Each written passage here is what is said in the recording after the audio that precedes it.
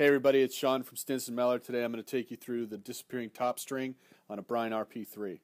We're going to do a snow white pocket with otter mesh. We're going to use a 9-diamond top string for this stick. You're going to start by anchoring it into the top hole. You're going to go around twice.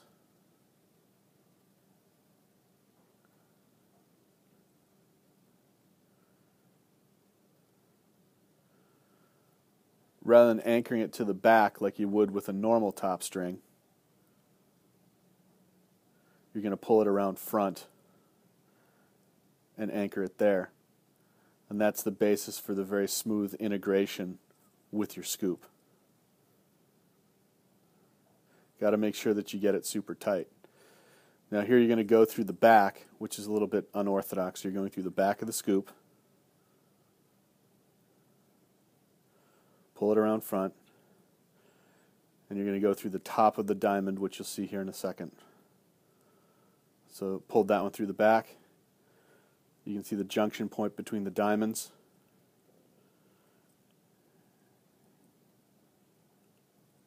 You're going to pull it through there, get it tight, and then you go back through the same hole. That's what creates the disappearing string effect. All the string is on the back side. And what this helps prevent is the ball chattering off the top of the plastic if you like super loose shooters. You can see, go through the back, through the top junction point of the diamond right here.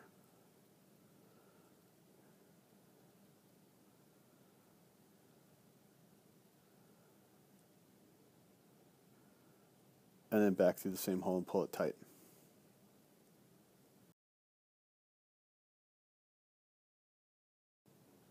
When you're finishing off the top string, you want to make sure that every hole is evenly tight. There will be downward pressure on the mesh as you put in your sidewalls, so imagine the sidewalls are going to be pulling it down. One of the things I like to do once I get this finished, you can see where the anchor point's going to be. And again, it's a little bit unorthodox. You're going to come through the top string hole and then go back around, but you got to make sure that that string is in the front. And you want to push your string to the bottom of the string hole to make sure that it doesn't get all bunched up.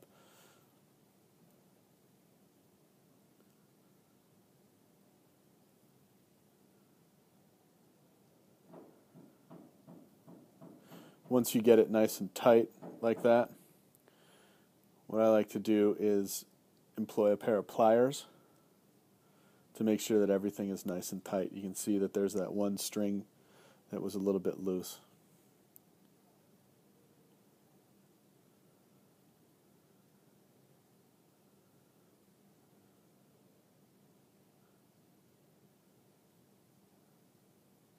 So here you can see I take the pliers. You have to be gentle when you pull through.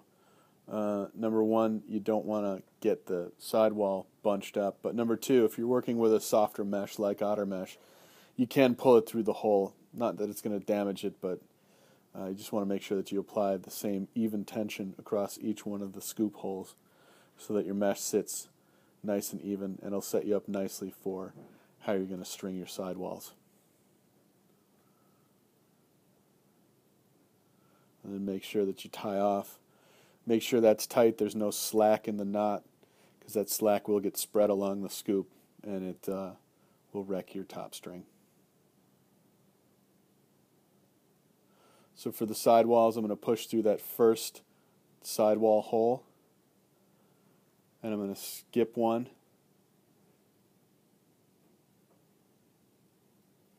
I want to pull the mesh down to create that U-shaped effect. And I'm using the interlocking style.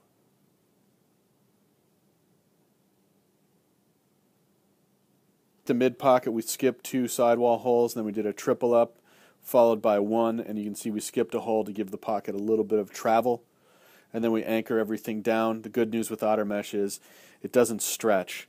The only thing that will come loose is if any of your stringing comes loose. So make sure that you do double knots. You can see the tension that we're creating there across the top, and then there'll be slack in the middle. And then we anchor it to that last sidewall hole right there. Make sure it's nice and tight. On this side, you'll see we'll go through the sidewall stringing there pretty quickly, and you'll see coming up where we do the double skip of sidewall holes and then the triple up to create that nice mid pocket. There's the double skip, triple, skip a hole single,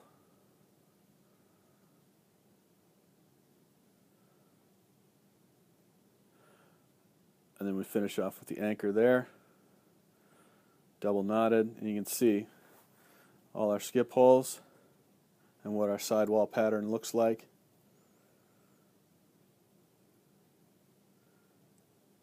You can see it creates a nice mid pocket with great hold.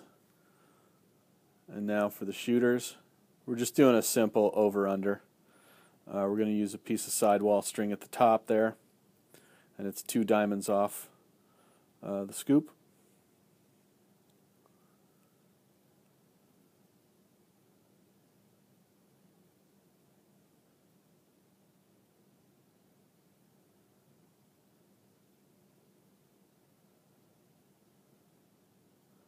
And then we anchor ours through the sidewall plastic there. There's a number of different ways you can do it. It really comes down to your personal feel.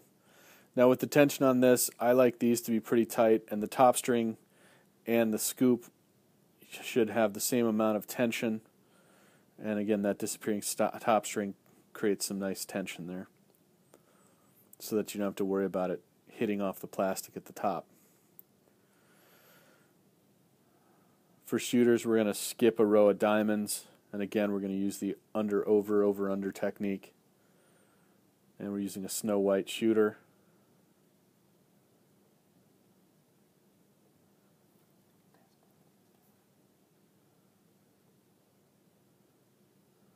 You can see it picks up speed here. With this one we anchored it through the sidewall.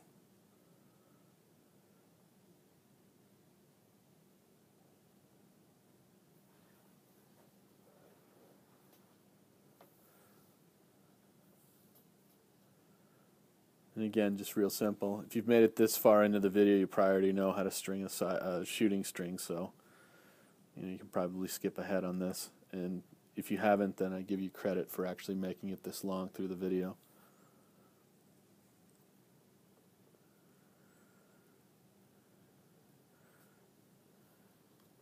We want to make sure that we've got even slack across that shooter. If you have uneven slack, then the ball could come off on a goofy angle.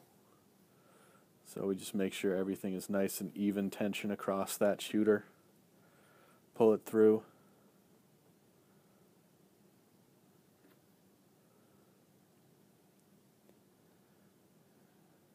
And then here's the final shooter. You'll notice with the knotting, we did the double knot. They tend to come to stay tighter than just regular double knot tying. We've also done for some guys where we actually will put a little dot of crazy glue there if the tension is right and they don't want it to move. You can put a couple dots of crazy glue right on your knot and it won't come loose.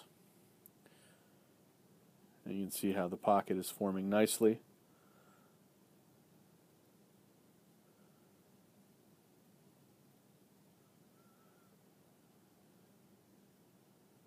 Always good to have a pair of pliers around, just in case.